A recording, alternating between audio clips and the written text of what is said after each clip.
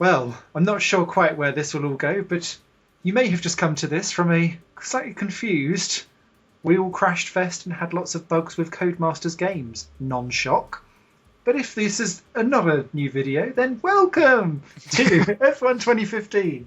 We're at Canada, and it's me, Simon, and as always, it is Esther Ben alongside me at the McClellan team. How you doing, McClellan? Buenos dias. Shall we dive in? We're on a one-shot qualifying as well, so the pressure is on. The pressure most definitely is on. The reason why we're doing this is I'll probably stitch it all together with the videos so that it will make more sense, or I'll just put it in a link in the description below. Subscribe, comment, blah, blah. Now I feel like a real YouTuber. What we were just doing, though, we was just discussing the shitness that is the new F1 qualifying system that was going to be in for Melbourne, then isn't, but now is, I think. I think it's going to be... Didn't Bernie say 2017? Was his aim now? Oh, okay. I thought it was in for Melbourne. Well, I certainly hope not. And the drivers don't like it either, which doesn't surprise me at all. No. It's crap. I suppose I'm not adverse to the whole elimination thing, but when they're still doing it in a Q1, Q2, Q3 style environment, then I just think, more. I can't pick my setup. Oh no, it won't, will it? Because we're in one lap. Can we pick it before the race, do you know? No. So we're literally default. What stupid feature is that? Oh, I don't know. What is that? That's ridiculous. It's yet another collection of weird things that you just would have assumed would have been in the game. And I've just balls my lap because it's put me in the wrong camera view. Why? Why are you doing this to me?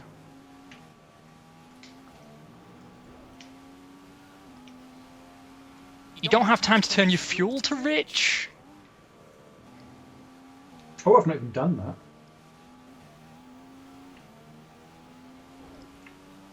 So this is not going to be my best qualifying. I can tell you that because I went off at corner 1. It's okay. And it's not the setup that I like. No. And we're going to get mullered on the straights as well. Oh, yeah, I can't drive this. My car came to a stop at the corner. Because there's so much more downforce than I'm used to. Should we dive out and grab a setup?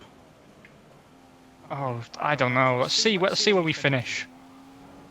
Well, I'm going to be 17th. Or am I? It just told me I was in pole. I clearly saw someone finish before me. Oh no, 17th. Oh, even Stevens. This is all very confusing to me, Simon. Therapist time. Right, before we get back to the show, and I'm sorry we're digressing again, but Codemasters, that is ridiculous. Why can't we pick our own setup for one-shot qualifying? That is mental. It will only let you do the setups that you've actually already saved. You can't do like the default ones where you go up and down. Because all I do for Canada every single time is just move up one on the automatic scale. No, I didn't even get an opportunity to pick a saved setup. It was just pick your tyres. And I was like, oh, thank you very much. I'll have the red ones. Because everyone knows red's faster. And then I thought maybe, we go into a garage situation, but no. There was no garaging to be had. We'll pop that on the old sort that out codies for 2016 pile. I don't like as well that there is one choice of race strategy. No, it's like I remember you saying this before, where they put it in as a placeholder, as if to say we'll get to that at some point. Yeah. Oh well, shall we start? It's not going to get any prettier. No. Good luck, mate. And to you. So let's have a bit of a natter then about this qualifying format. So, Yes. in summary, the idea is that everyone's out 100% of the time until they're eliminated. Well, no, because... Oh, that was juice. They deserve that. Sauber pincering. So, yeah, it seems like you stay out, but then they've still got Q1, Q2, and Q3 for ad breaks and stuff like that. Oh, Verstappen. Oh, I didn't even know there was a escapee road bit there. Yeah, so the whole elimination style and stuff like that makes not much sense when you're still going to have a Q1, Q2, and Q3 cut off. It doesn't make sense to me. And only 8 people now go into Q3. Which is stupid as well. A top 10 shootout to me makes sense. Because it's something you can say it's a top 10. Yeah, and I know exactly why they're doing it. It's because they have a problem with, cars coming out intermittently during the session, right? And they want to make sure people have all action all the time. It's about improving the show. But I don't think it does. It removes all strategy. It removes this concept of reading the track and putting the right tyres on at the right time and getting a lap in before the weather breaks, Because now, when are you going to get to the point where like a big team stupidly gets it wrong? That won't happen anymore, will it? No, in fact, it's going to make qualifying more predictable. Although, to be fair, some Gibbon on Facebook the other day suggested that they do reverse grids, and I completely disagree with that as well. Oh yeah, absolutely. I've got a puncture. So you've got a puncture? Yeah, Mary was slow. I've lost my front wing end plate, and the car's handling like a dog, so I'm wondering if I should just stop. But at the same time, I don't know. I was gaining on people when I had the full wing, and now I've only got part of a wing. It's all going wrong, so it makes me think I should do something. Yeah. Mary will be pitting as well because I clobbered him. I don't know. I'll keep it out another lap and just see if I can't reclaim something here. But yeah, I don't agree with it. Again, elimination stuff penalises the smaller teams because, it depends on how the TV wants to work it. Because surely you'd want to feature whoever's in the elimination point for at least 30 seconds. So I don't see the big boys actually getting much TV time because it doesn't really matter if they're way up the top anyway. Because they can come out, set out one lap time, then come in the pits and just wait for everyone else to catch up for about 10 minutes. It's so. Will Stevens has driven into the back of me. Oh, Will. He's got a Le Mans drive, hasn't he? Yeah, he's gone to WEC, still with Manor. Yeah. So that's good. I did kind of want him to stay in F1, if I'm honest. I did. There's some serious train going on in front of me. Has Trulli returned? The ghost of Jarno Trulli. Well, there'll be no Trulli trains anywhere now because he's pulled out of Formula E. Yeah, is it just him or is it his team as well? The whole team. He said they've got it so wrong building their own car that they just went, we're giving up, bye. Although Jaguar came in and their car looks fantastic. Yeah. They always knew how to brand the car though, Jaguar, to be fair. Yeah, that's true. Right, I've put primes on. Let's see if they magically turn to options. And I'll finish what I was saying. I'm an advocate, actually, of bringing back the 1 hour, 12 lap qualifying session. Ooh, why is that? I used to think the restriction on laps was a bad thing, But then I started to see it for what it was, particularly actually through playing Grand Prix World and seeing how you can get your car way up above where it should be if you make a smart decision at a smart time. Finding that precise moment where the track's most rubbered in and the temperature is right for both tyres and engine, and the track's relatively clear. You've got to use your laps when it makes sense to use the laps. But I know it does have problems in that, no one wants to go back to the days where we had qualifying sessions an hour long and no one came out for 40 minutes. And Murray Walker was bored off his arse. Yeah. There's only so many times you can hear how long a track is and how long each sector is before you want to lose the will to live. But I still think there's merit to at least having, a proper 1 hour session with no eliminations. I don't see what eliminations serve, really, what purpose they serve. No, it doesn't quite work for me. In fact, I'd go so far as to say all it does is force an error from an inexperienced driver. Yeah, because again, they don't get much testing time as it is anyway. It makes the jump in even harder. Yeah, because if you've got an hour qualifying session, right, your first laps will be sort of sighter laps. But if you're on a strict time limit and you've got to find a gap on the track when you can sort of run to your fullest, I think it's far more likely to force an error than anything else. Not that we've really seen much evidence of that, but damn the evidence. Evidence be damned. I stand by it. Well, no, because Daniel Ricciardo was saying something very similar to that. So clearly you are mixing it with the stars. Where I belong. Yeah, definitely. It's where he said that actually it's going to make the elimination style stuff will make stuff highly pressured, not necessarily better, but much more pressured and intense, because there's always that I'm going to have to find an extra few temps straight out of the bag. I can't ramp up to anything anymore. I quite like the idea of having an hour session, but you have to do 3 laps within a 15-minute period and add it all up together. Or actually, I could get behind that.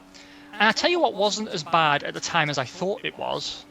Yeah. Although I wouldn't like to see it come back. Do you remember when you used to have to qualify? You had 1 lap qualifying. Yeah. It's in the 2000s. Yeah.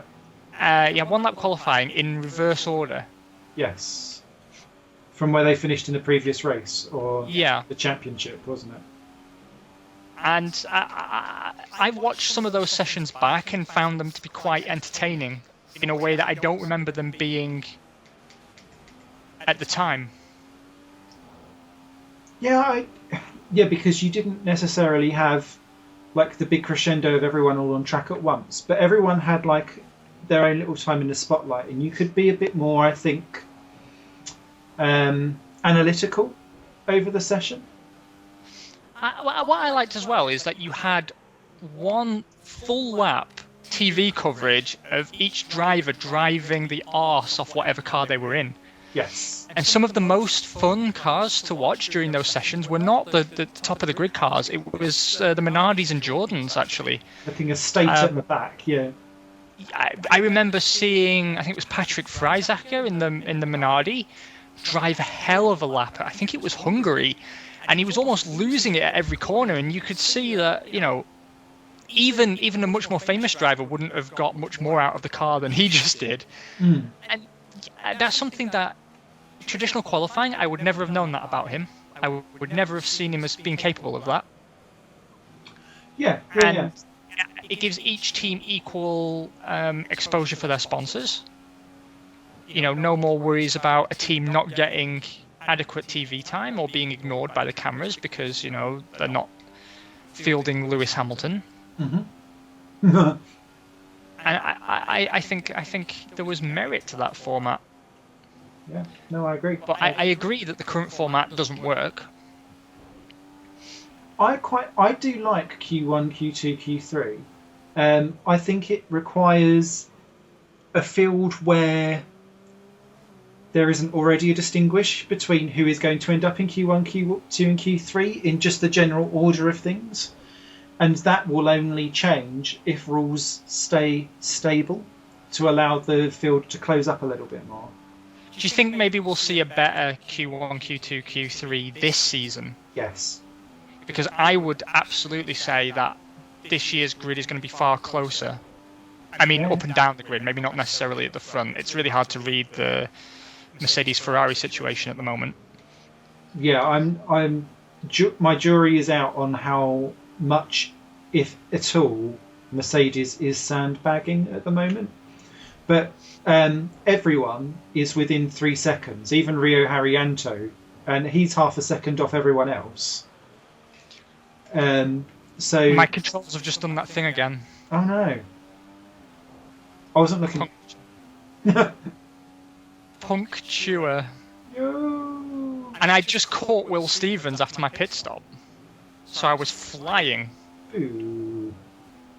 I'm about to be lapped.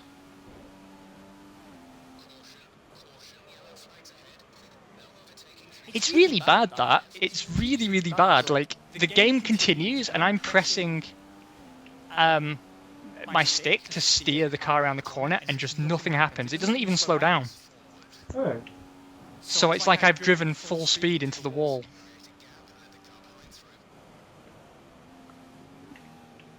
Get it together, Codemasters. This is not acceptable. I'm going to put primes on. Whoa! I'm clearly better at Hamilton into turn 1. As I unlap myself. Are we already a lap down, you and I? Yeah. God damn it. It's because of the limping back with punctures, that's the problem. You lose so much time because you can't get out of third gear.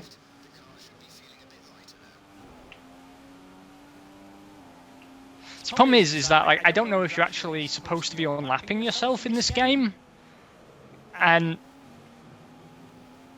my controls just packed up again. Oh. Completely mental. My car went down the gears to neutral, stopped stone dead in the middle of a corner on the apex, and then just let everyone pass. How bizarre. I wonder if it's a feature that I'm misinterpreting as a bug. It sounds Do not shit. drive into the back of me again, Ericsson. And I got a warning for it. He just drove straight into the back of me. What's the next round? It's Austria, isn't it? Maybe that will be a bit more forgiving to us. I think I'm only frustrated because I've seen genuine flashes of pace that I've never had at Canada before. The fact that in the first take of this video, I momentarily qualified 3rd and ended up 8th. I would never have expected that in a million years. Right. Let's turn the fuel up again, although this time not turn it up so much I run out. I may have just taken off. Becomes something of a habit. And lost my front wing. And let's knuckle down some more, because I want to talk Julian Palmer. Uh-huh. Because he did a Maldonado today, did you see? Criticising the team. What, already?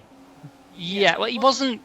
It's not like he outright criticised them necessarily, but he was whinging in a way that I took to mean he was unhappy with something in the team.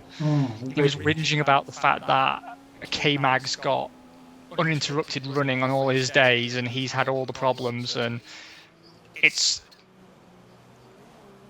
not fair to judge him at Melbourne necessarily because he's just not had the running and it's bad for the team. He described it as disastrous. Really? Which is a bit Paul de Resta. Yes, we remember you, Paul. Everyone's favourite Paul. miserable Scotsman. But we remember you. I can't. My thoughts about Jolyon are underwhelming. And it's been underwhelming from the Friday sessions, underwhelming from how critical he is when he was doing GP2 commentary on other people, as if he seemed to be so much better. I know he may have been a champion, but he just... Oh, he was doing a Brundle. That's what I love about Martin Brundle. He's sort of a bitter little man and he can't contain it.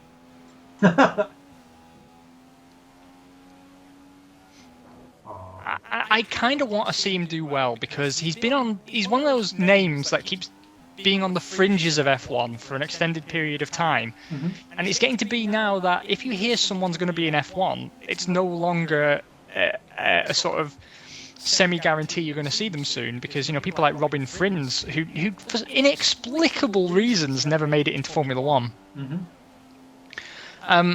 I started to think that Palmer was going to be one of them, and I remember hearing an interview with him end of last season. Yeah. It was last season he won the GP2 title, right? Season before. Oh, right, because he was saying that if he didn't win the GP2 title, so it must have been the season before, that was his F1 career dead. Which, turns out maybe he was right, because he's in now. Yeah. For better or worse. I mean, better if it means Maldonado isn't there. Oh, I'm going to sneeze. Don't sneeze in the corner. Don't sneeze in the corner. Don't sneeze on the corner, Simon. Everyone will have to put out the fluid flag. Right, let's also talk about the Halo system. Ah, yes. This is not an Xbox game. It's not a first-person shooter. Oh, you twit face. Sorry. I caught a bit of curb. I knew it was going too well. Now I've lost most of my win. This is just Battle of the Pit Stops. Yeah, Halo effect. What do you think, apart from it looks a cross between a jock strap and a flip-flop and a wedgie? Well, first of all, I want to say that Ferrari seemed very keen on pioneering it, and that's very, very cool. I'm getting desync issues again. People are going super fast when they haven't been at all. Oh. I've got someone stuck in the chicane.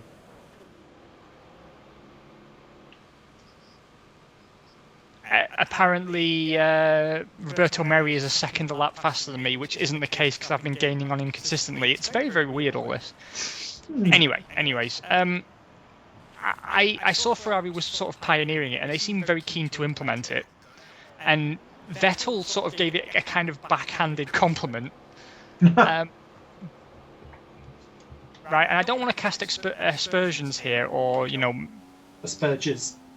yeah, or make too much out of it. But I was looking at the device they fitted on for Raikkonen, and doth my eyes deceive of me? But it looked a little bit aero-y.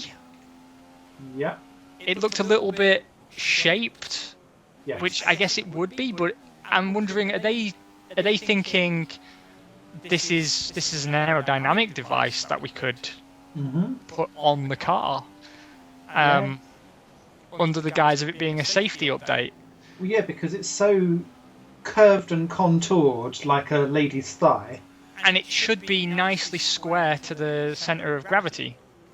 The back of the driver and the front of the engine should be the heaviest point of the car. Mm-hmm. So you're adding downforce to an area where you've already got all the weight, which should, in theory, split that downforce between both axles. I'm going to nod and applaud. just a thought. It's just a theory. I could be completely wrong. It's not like I'm an aerodynamicist or anything, but Quickly whip up a salver. I sort of thought they seemed a bit too keen to bring it out. I'm sorry, Jeff. I'm just ignoring you now. You're dead to me. So, I don't know. I don't think it looks as terrible as some people say, but it doesn't look good. No. And I look at it and I sort of think, I don't see how... I've been found guilty of ignoring a blue flag. Oh. Guilty. I look at it and I cannot for the life of me see how that would have saved Jules Bianchi's life. No, or Felipe Massa's incident, or potentially Justin Wilson. Justin Wilson was a bit different because it was a tyre. So I could see it maybe helping out with Wilson and Surtees, where the tyre hit them. But the problem with me, you've got the whole visibility like thong piece down the front, which I just think you can't have something that obstructive right down the centre of your vision, because you're going to be missing everything in that small little part. It seems counterintuitive to me. Plus, also, if anything's coming down the side, you're going to miss side impacts, and that'll be an issue. But also, for me, what happens if something hits one of those pieces on the side, and actually that doesn't withstand the impact and snaps itself and clouts the driver or pierces the driver? It just seems like something that's barred like that. It smacks of being rushed. Yeah. Which is surprising to me, because Formula One is not a sport where rushing is ever really rewarded. Not for safety. Well, they do weird things for safety. I'm thinking of like when they put in that tyre chicanes everywhere after Senna's and Ratzenberger's deaths. Yeah, that's true. And I suppose you have to start somewhere, even if it's like we now agree that this isn't the way to do it. It's just, it feels like to me it's giving it more problems than solving. Also, it's so high that I stand by what I said about fully closed cockpits, that if the car's upside down, I can't see how the driver can get out. It blocks the crawl space, and it's not like it seems to come off. It would be a design flaw if it did have a release of some form. Yeah, because then all it needs is something to hit it, and then all of a sudden one of them pings off. I just do not see it being something that saves lives. No. But it could be a lot stronger than it looks. To me, like when Bianchi unfortunately went into the back of that construction vehicle, I don't think one upright bar at the front would have withstood that impact. No. And I think it would have buckled, and it would have hit him in the face as well as the construction vehicle. Yes, absolutely.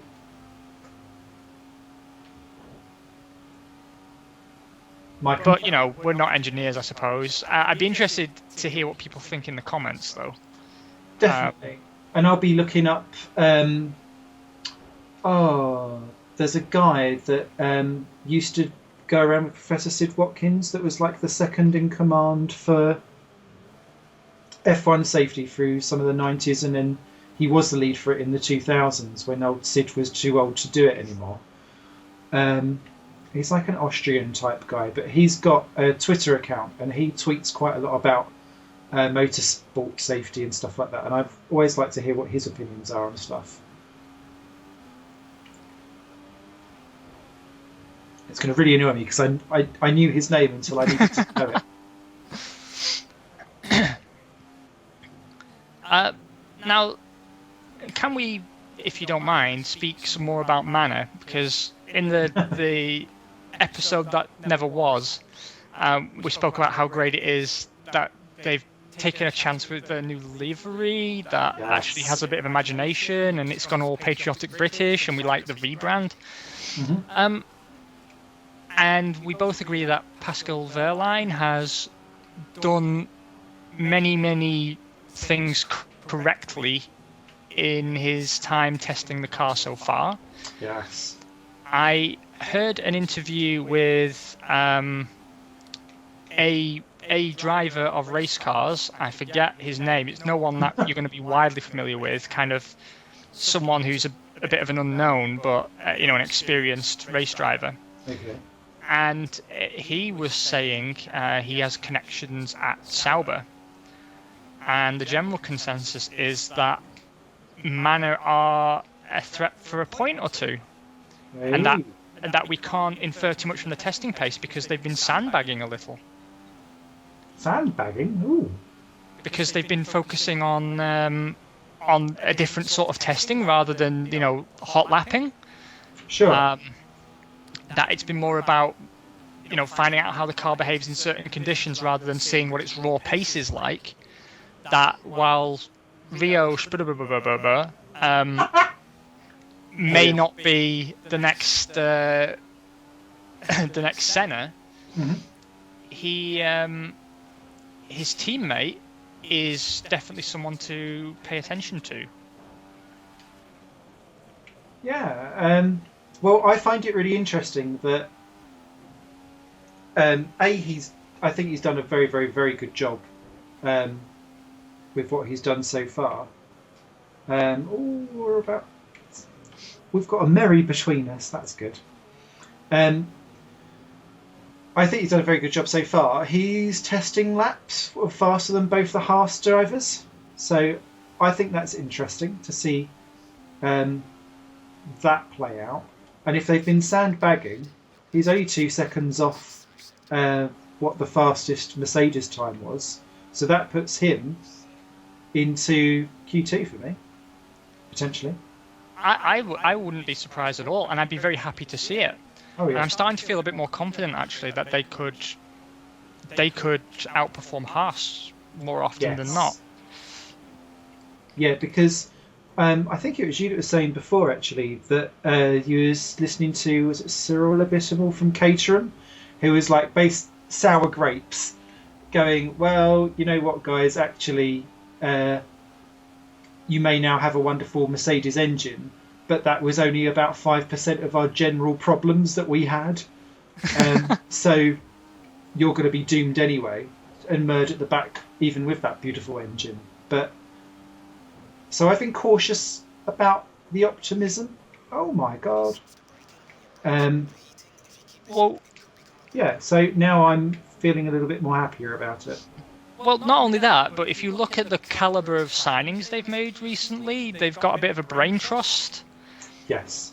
And the other thing, of course, is I've been immensely impressed with the sort of mature attitude they've taken to writing off last year completely, just turning up to the races so they don't get disqualified from the championship, and then putting everything into this new car.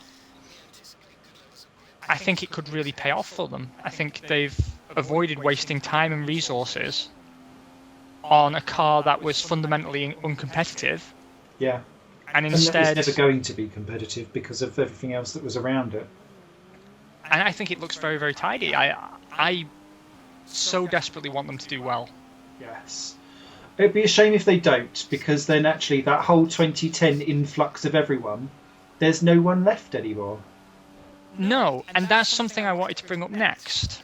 Because, as you know, Segway. I'm not a big fan of how Haas have done things. I don't think that I don't consider them a constructor. Okay. I think it undermines the whole point of the championship. Mm-hmm. That said, it's a much more feasible and sustainable way to introduce privateer teams into the sport. Yes.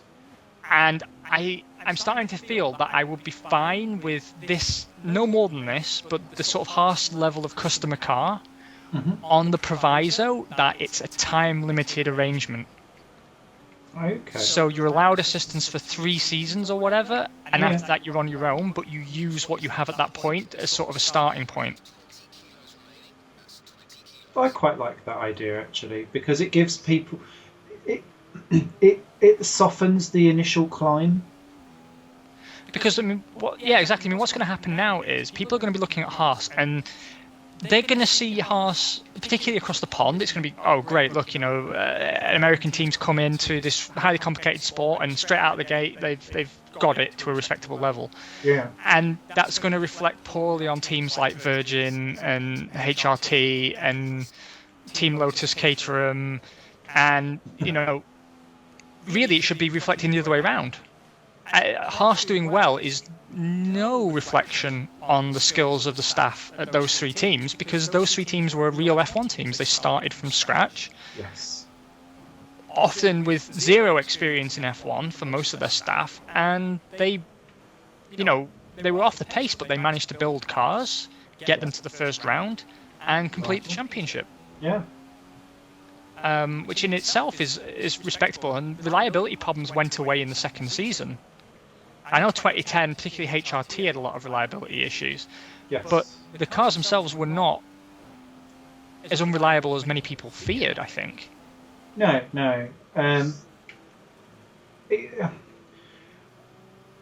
I think James Allen has put up a really good debate column about this very issue on his website, which I think is James Allen on F1.com, basically saying, if Haas does a respectable job, does this now become the blueprint for entering Formula One teams in the future? And does that then say goodbye to ever being like a big upstart again? Because before those 3 teams, you have to go all the way back to Stewart in 1997 to see the last fully fledged complete team from scratch. So it's an interesting business proposition, I think, for Haas, and I completely agree with the whole buying stuff off the shelf, and it doesn't feel quite right. And maybe it's because we're Europeans, because that's what the Americans say, in that we don't like to share the love in like a weird every 25 laps a caution flag NASCAR style. Yeah. But I like your idea about giving people a leg up for the first 3 years, and then after that you're on your own. Formula E's been quite interesting this year after doing something quite similar. I mean, because I don't see it as feasible for the health of the championship to have it as a permanent arrangement, because you're going to be in a situation where you cannot win. Yeah. Because you're reliant on a more dominant team to provide you parts, and if you become too competitive, they'll cut you off, or they'll provide you substandard components. Yes. Or leave you into really awkward situations like what we've got with Red Bull, where no one would take them because their infrastructure is already good enough to be a threat. So why would you then do it? Red Bull, who are in spirit Stewart.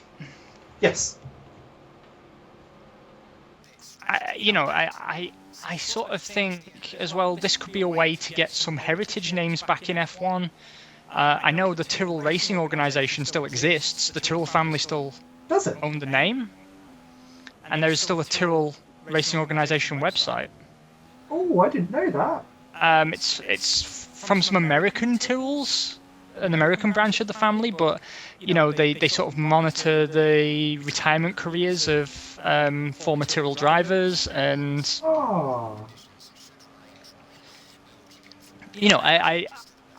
I remember a few years ago there was talk of March re-entering. Yes. I'd love to see March come back, and Brabham was another name batted around.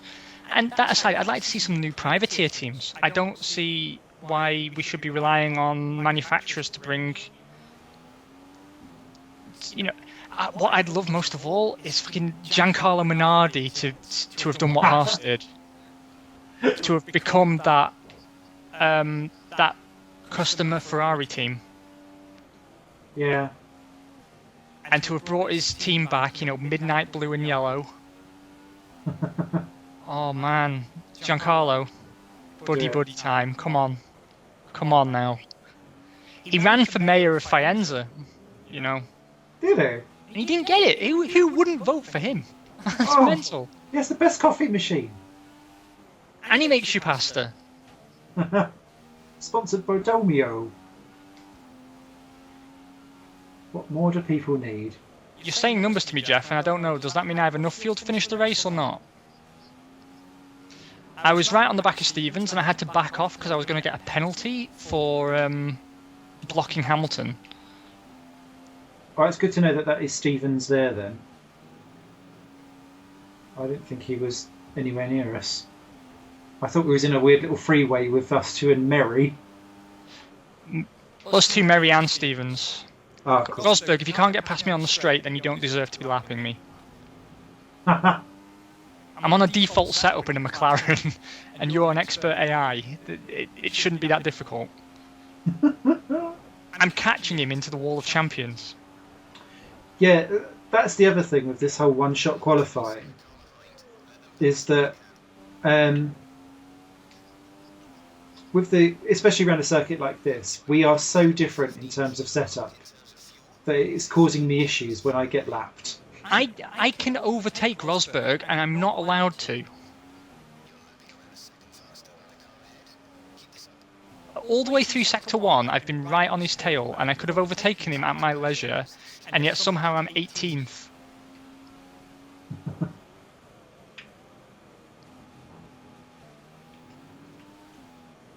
Are you behind me? Yeah. How did that happen? I've had about 4 pit stops. I'm surprised I've only had 1 puncture and 1 wing issue this race, considering the issues we've had. Yeah. Yeah, something is horrifically wrong with this game. Sort it out, Codis. You've patched something buggy in. I hope it's only this track.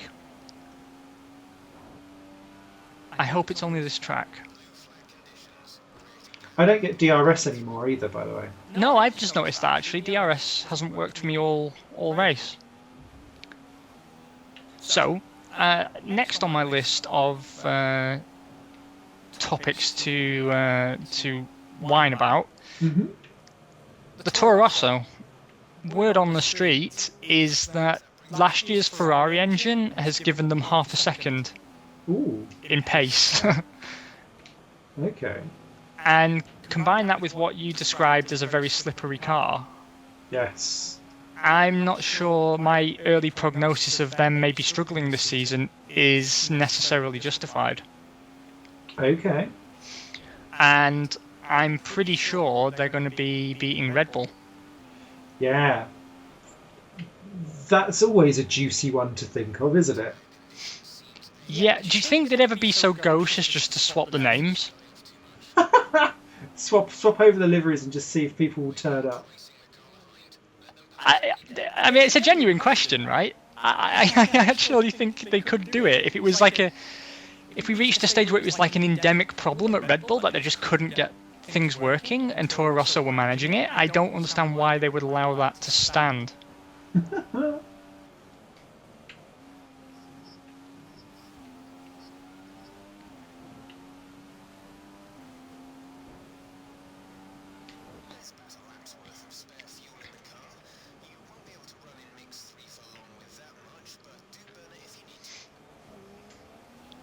But, I mean, the upshot of that is maybe our beloved Carlos might not be quite so anonymous this season. I hope not. Where do you think he'll end up? Let's say he stays in F1. Where could you actually see him going? That is a suspiciously mute point.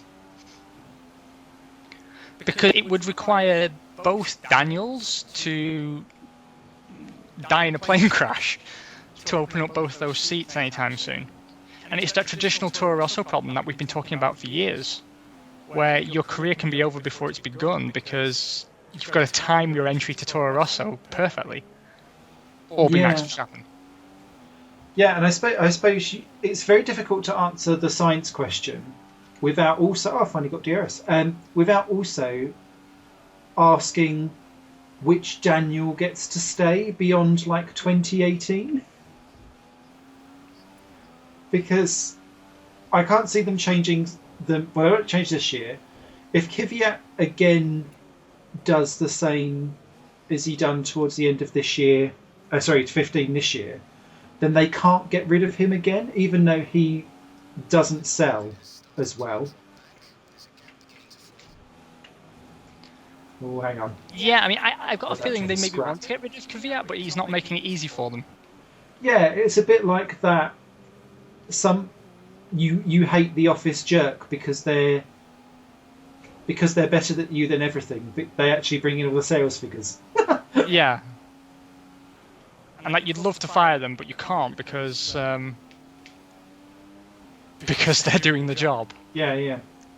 I mean, not that Kvyat's a jerk. He's Yeah, he seems like a very likable. nice guy, actually. Oh, hello. Oh, hello. Rio Haryanto, Token racism. Oh, we've got to remember our headline for the Sun. Oh, His yeah, name yeah. is Rio and he dances on the sand. When he has his As soon as he crap. goes into the gravel trap for the first time. His name is Rio and he dances on the sand. I didn't dare look back at how close we were there. This might save this episode, you and me racing now. Ooh! He was inside me.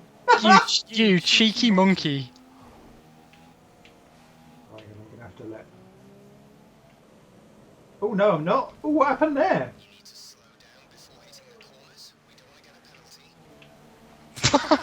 I have no You are idea. leaping all over.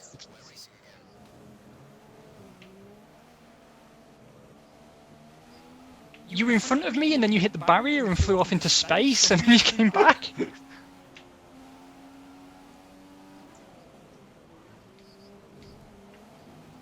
I'm so disturbed right now. I don't even know what happened.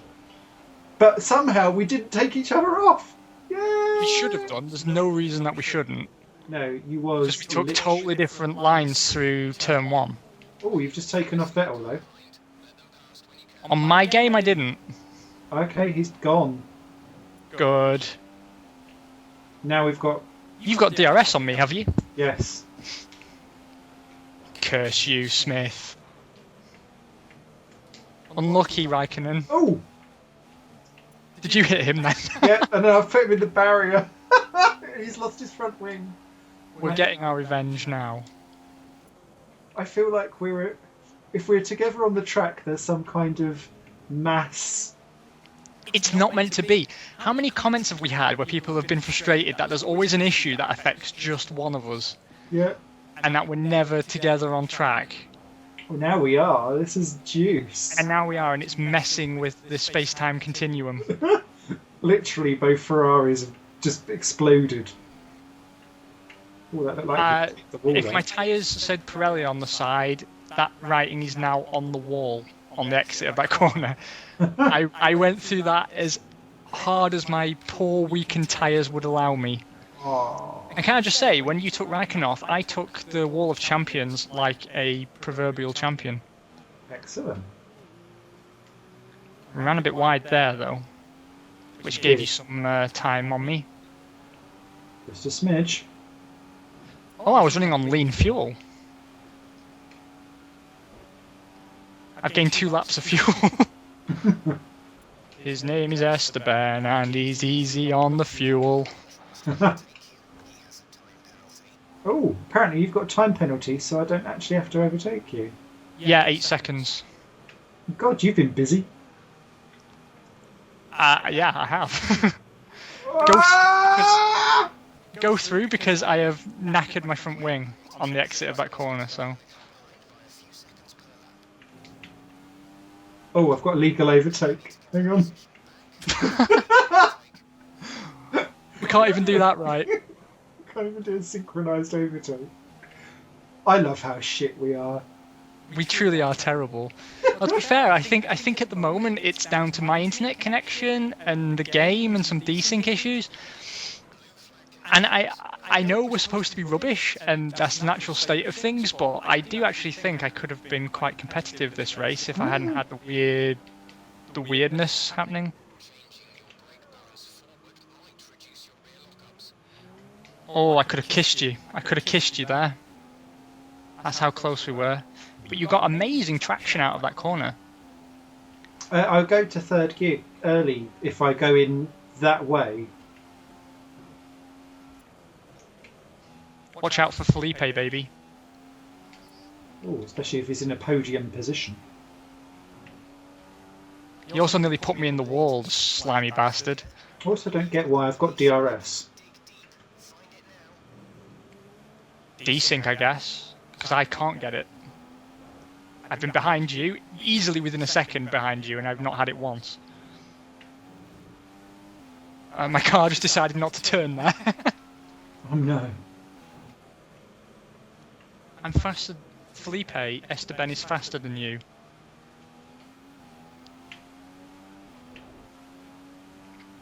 I've also heard as well that the Honda engine this year is sounding much better. Much less like a tractor engine than it has previously. A combine harvester.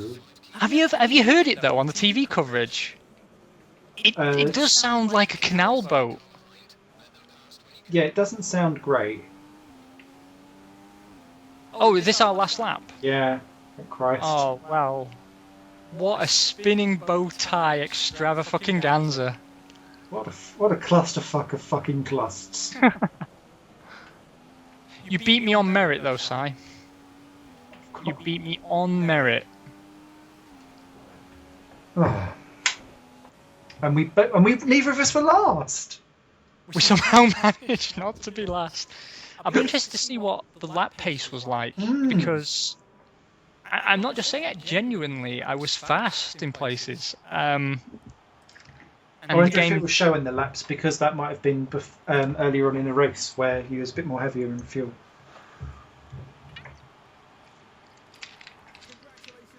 Have you noticed that Lewis has started wearing John Lennon shades?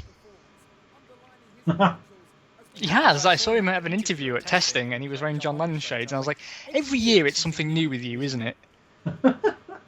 Whether it's switching his baseball cap for a beanie, or the massive chain, he's always got some affectation. Excellent. Ooh, I didn't know Massa had a penalty, so Bottas got the podium. No, my best lap time was rubbish, a 1:18.278. To be fair, Verstappen and Sainz were 10 and 11, and that's their fastest lap times. Yeah, that's true. I was faster than NASA. Because it's only your fastest single lap. It's not consistent lapping. Yeah. Is there a way to see your consistent lap times? Yes, there is. Yes, just click on it. Oh, it's decided to chuck us to the next session. No. No game. No. Oh well, should we do our sign off then? Yeah. Thank you so much for sticking with us through what is probably the most chaotically put together shenanigan of shat that we've ever driven in our entire life. And you know, we didn't touch on any of the topics I wanted to touch on in the detail I wanted to touch on them because I was so busy being angry at the game. It's okay. But it's okay because we were angry anyway. We were angry about qualifying. Qualifying was nonsense.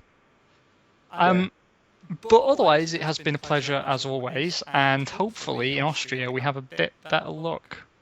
Yeah, a bit more luck, a bit less bug, and maybe just as much anger, because we'll get a few more races in before the season starts itself.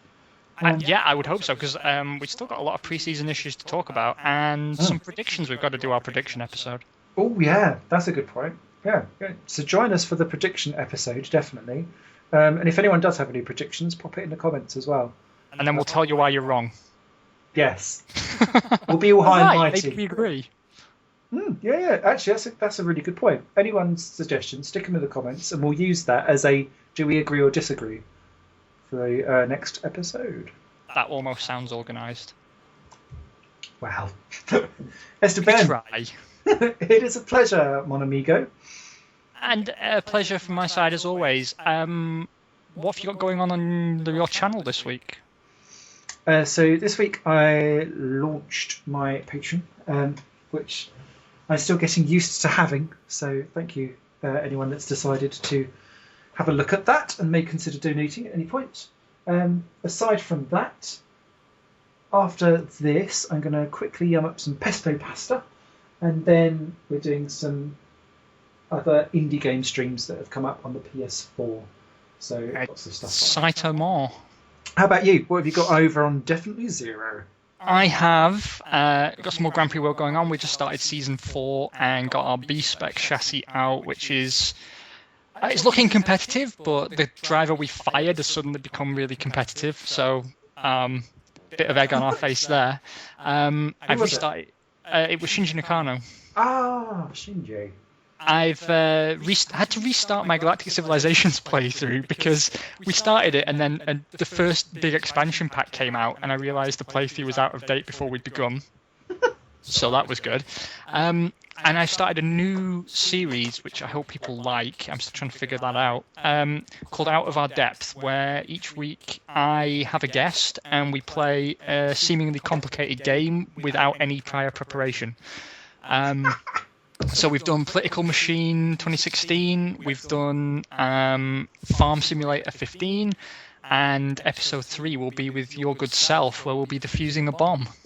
Yes! I can't wait for that. That's going to be good fun. Me neither. Fabulous. So and where I can do everyone hope find you again? Yeah, you can find me at Definitely Zero or Call Me Zero, and I do hope you'll all swing by and check that out. Yes. And don't forget, he's also doing an amazing F1 97 mod. Oh yes. Oh, that's something as well. Actually, round 2 qualifying is tomorrow, so join me for that. Wow. You do a better job promoting me than I do, Simon. Well, it is perfect videoing, so all of my fans, go follow, sort it out. Till next time, you guys will take care of yourselves, and we'll be looking forward to finding what are new barriers we can crash at Austria. Bye for now. Fabuloso.